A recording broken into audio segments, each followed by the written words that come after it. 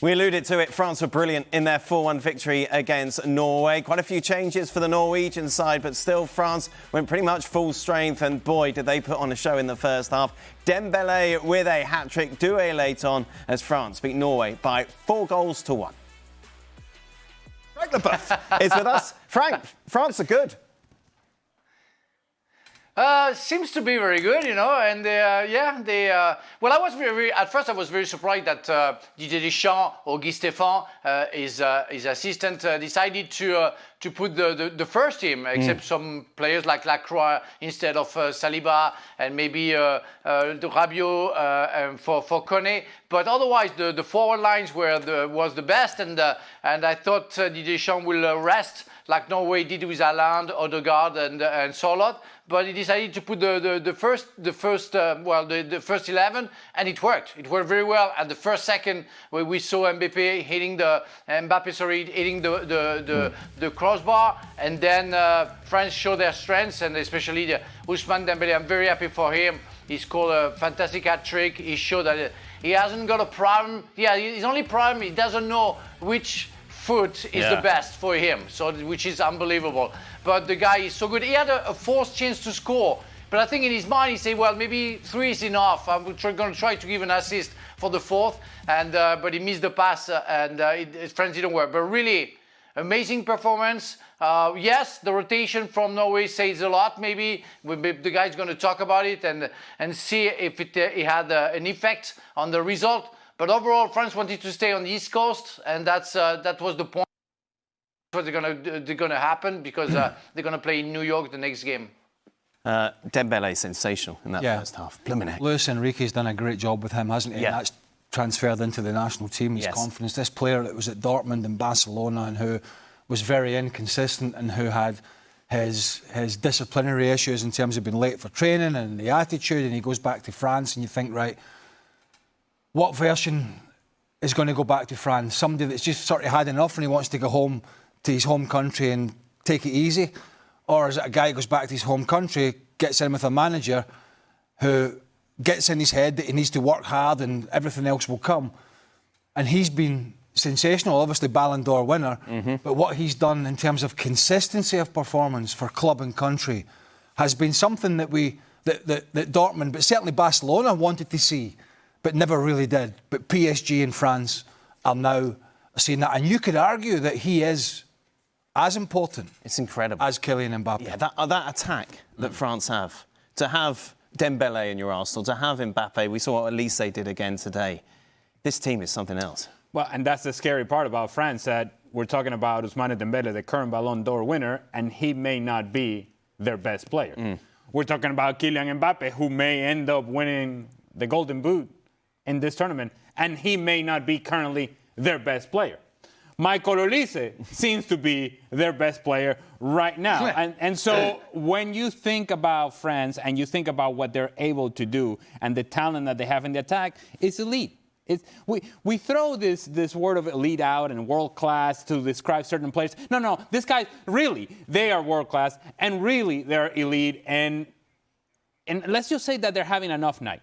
Let's just for argument's say that, you know, Dembele's not quite having it today. He's not quite playing at the level that we expect him. All right, well, in comes Barcola, or here is Doué, or here's this guy, or here's that guy. They have too much in the attack. Only concern would be through the midfield. Only concern would be in the back line. But that's nitpicking, because this team and the front end is better than anybody else. What's it like, Don, playing against a player with both feet? Well, most people have got both feet. No, that's very true. I have both feet. I have both feet as well, to be fair. Unfortunately, neither of them are able to kick a ball. Well, one of them you've just put in your mouth. How do you stop them? How do you stop them? Because they're unpredictable. Right. And normally when a guy's left-footed, you can show him on the outside and stick him on his right foot. But, you know, it's nigh impossible off the back of the guy's point there. It's how do you beat this team? Because if you go at them, they've got unbelievable speed on the counter with Doué and Barcola come off the bench. And that's the beauty of this team, Mbappe. That's the beauty of this team. At any given time, the coach could have rested 3 or 4 tonight, and Cherki plays. Barcola plays. You know, Koné played tonight. But you look at them and you go, you just don't see any weaknesses. Defensively strong.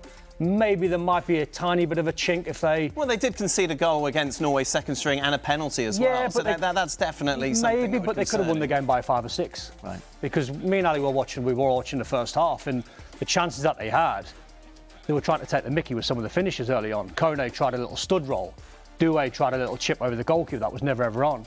So when they're at it and when they're playing with confidence and the way they're playing at the minute, you think, they just look unbeatable. Yeah. Ian Robin was a player, for those that remember, it's not that long ago, that predominantly came in on the right side on his left foot. It was difficult to defend against. I don't know how he did it as often as he did, as successful as he did, but he predominantly came inside. There was the odd time he'd go down the outside. But if you look at every one of those front 3/4, they can all go inside on the left or the right or down the outside. Yeah. Every one of them. Doué, Elise, Dembélé, Mbappe. There's not a one-dimensional way of defending them.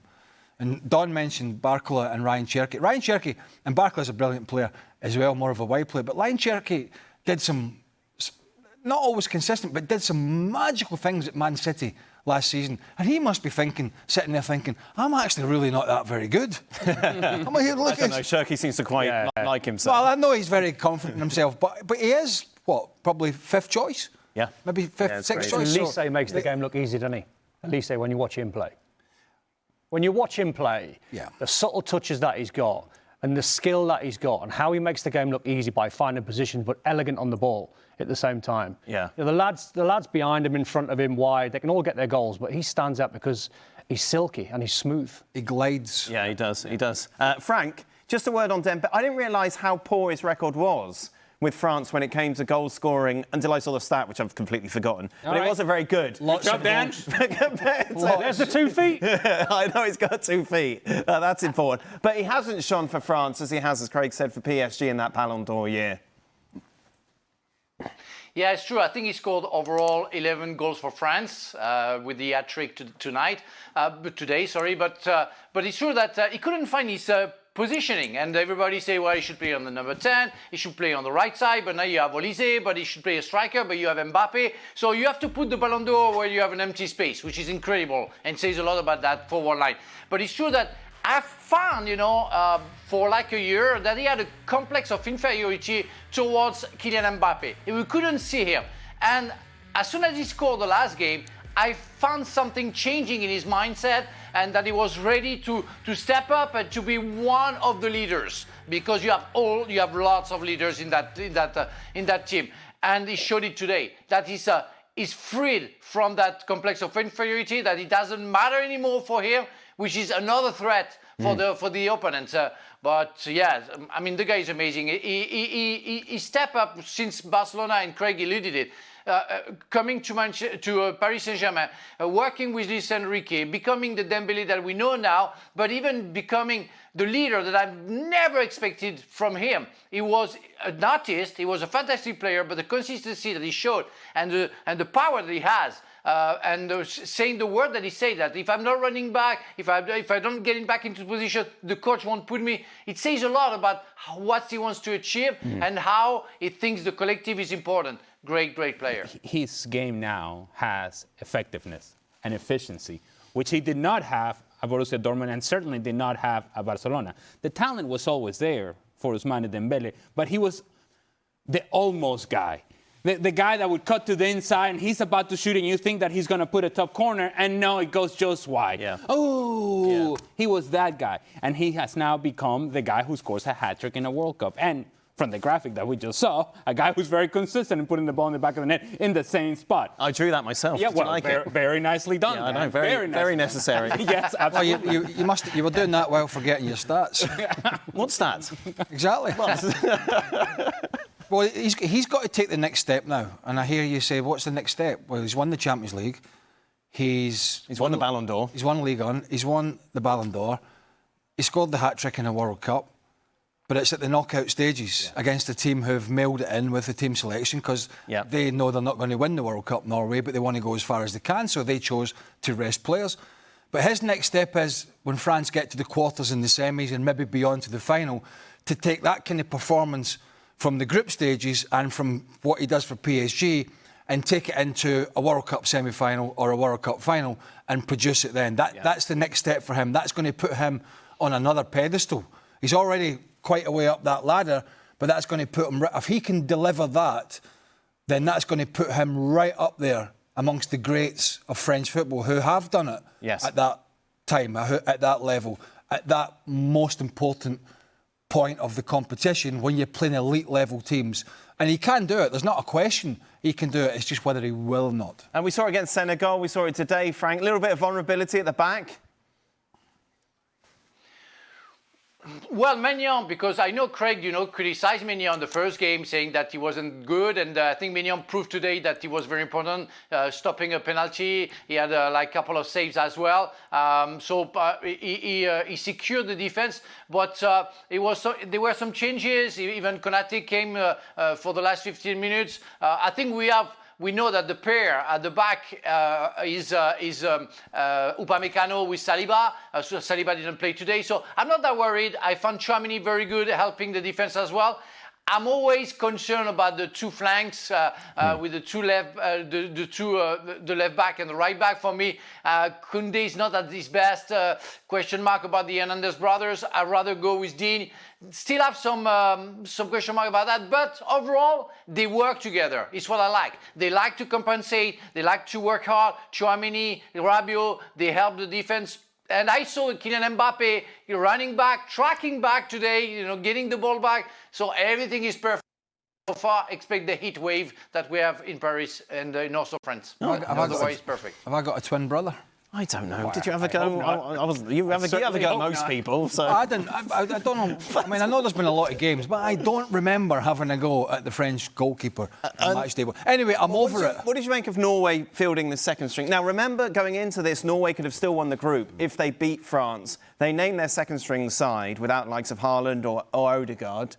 In theory, to get an easier bracket from what it could have been at the top. They want to avoid Germany, in theory, in the round of 16. Do you have a problem with that? Who wants to avoid Germany? Norway. Do they? I mean, they haven't. I don't think they've done it to avoid the bracket. I think they've done it for harmony. I don't think there's any right or wrong.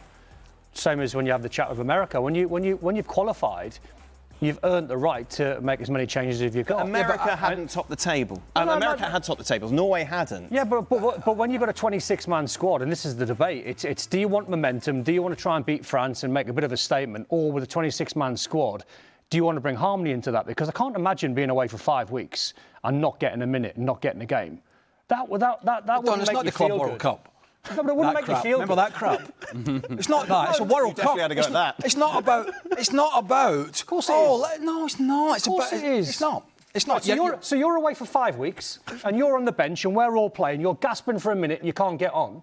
The right thing to do, That's maybe, a World Cup. But the right thing to do, maybe when you've qualified, is to give other players a chance to play, and you rest Haaland and you rest Odegaard for the next game. I don't think the fact that certain players who probably know they're not going to play, when it gets to the crunch games, when they don't get a game, they're going to be upset, because the mindset going in for those players would probably be a bit like the Scotland squad I played in 98. A lot of the lads knew that they were going to be fringe players, and they have to accept that. Now, it's a bit of a defeatist attitude, isn't it, really, from a country who are actually strong at the moment in Norway and who won their group. I think they won every, in the qualification that is, they won every game, I believe. 24 points out of 8 games. I think I'm right. They've got Erling Haaland, they've got Odegaard, they've got other very good players. It's a little bit of a defeat. The flip side to that, though, Craig... Oh, my goodness. I thought someone had told me they wanted to avoid Germany. They're going to have Brazil in the round of 16. The flip side to that argument, if Haaland plays today, Craig, and gets injured, everyone's gone ballistic. Well, you're having a... One second, Don. Let me just shout out across the room that he's having a shock. He's having a mare. He started off with... They wanted to avoid Germany in the round of 16. I just... Who told you? You've got... You have to... Oh, my Lord. See those both feet you had at the start of the show? That's unbelievable. It's a little... I've told you before, be careful who you listen to. It's... Because a lot of people talk nonsense. Off the back of that, though, Craig... It's a defeatist attitude in the sense that you had a chance to win your group, and you basically said, in a one-off game, we cannot beat France. What if Haaland plays today and gets injured? I know. That's What the if dilemma. Mbappe plays today and gets injured? But that's a scenario where you can... And we'll get to the US and that debacle of half the people following them. This is 1 second, Frank. I get the injury thing goes out the window when you have a chance to top your group and beat France. I kind of understand that their mentality is we're not going to win the World Cup, so we want to get as far as we can. So we keep people fresh and maybe one or two happy, as Don says. But it's factually correct to say it is a bit of a defeatist attitude when you had an opportunity to top the group was still alive, and you made as many changes as you did. Two things about this. If I'm a player, if I'm Erling Haaland, and months ago you had the World Cup draw, and you could picture how perfect it would be that you win your first 2 games and you define and decide who the first in the group is going to be against France, that would have been the game that I would have circled. That would have been the game that would have been the big-time matchup in this group. And the game set up for it, and the manager for Norway decided to go against it. And to that, I would say, this is not a very Viking attitude, is it? No. This is you're rowing away from the challenge. Yeah, where everybody's going, woo, woo, woo. The manager is going, But everybody gets a row. This is Don's point. Everybody gets a little bit of candy. Everyone Get gets themselves happy. This is not orange slices and juice boxes. There are guys that are going to play, and there are guys that are not going to play. There are guys that are going to play and guys that are not going to play. And if there's an opportunity for you to finish first in the group, why would you take that away from yourself? Honestly, you're conceding from before the match. When you're having the team talk, you're already conceding to France, and you're saying, yeah, we're going to put our alternative team on. You're thinking outside the box because you're resting your best players. I know it's a defeatist attitude and you're giving up the game. I'll think inside the box and row forward. You ain't, row forward. You ain't. Frank, you get the deciding vote on this. Well, you don't because Don's wrong, but go on. Thank you. Many things to say, Don. If Mbappe who played, or Dembélé who played, or Doué who played would have gotten injured, what would you have thought about the French coach? That's the same question for that you had for Haaland. That's a thing that you can think about. But I remember in '98 we won the 2 first games, and I think Denmark won the 2 first games. So we rested players, and I was allowed, like many others were on the bench, to play, and that was a bet. But I would have thought, France will rest some players, because I would have thought that France will think that they can go far. I thought the big rotation that Norway did was a little bit too much for me. But because there is another question, they're going to be in Dallas. So it's going to be hard also to settle down in Dallas with a hit. Don't forget they're Norwegian. They're not people from south of Europe. So it's going to be tricky for them. I hope it's a good bet. It's a good choice that they made. But I would have tried to play the best team, especially if you knew that France will put his best team.